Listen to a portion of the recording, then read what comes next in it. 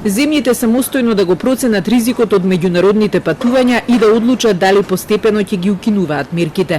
Ова е најновата препорака од Светската здравствена организација, која заклучува дека инфекцијата со коронавирусот во европските држави забрзано се шири, најмногу поради отворените граници и слободното транзитирање на туристите, посебно младите луѓе, кои се и најголем преносител на вирусот откако почна летото.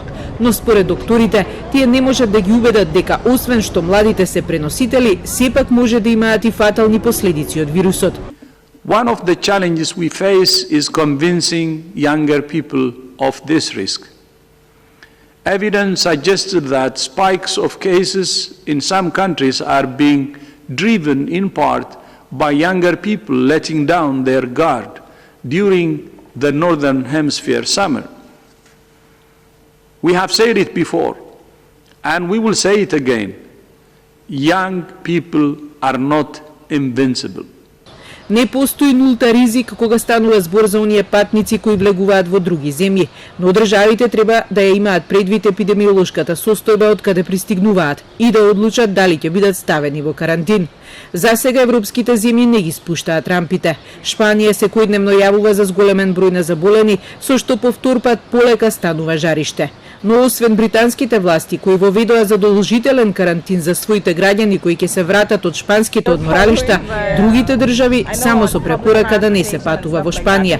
Во најголем дел земјите продолжија со туристичката сезона, а на граничните премини некои од нив воведоа тестирање на патниците и задолжително почитување на мерките. За туристите нема никаков проблем во ваквиот вид на патувања.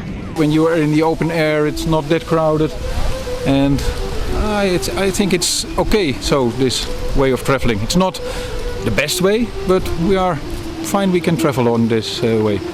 Заштитната маска и социјалното дистанцирање засега се најдобриот борец против заразата со COVID-19. Очигледно е дека препораките даваат резултати кај другите заразни болести. Во Кина пак, каде најрано се почна со карантин, најновите податоци велат дека значително е намален бројот на заболени од сипаници, заушки и полно преносливи болести. Но речиси сите земји јавуваат за огромен пад на заболени од грип.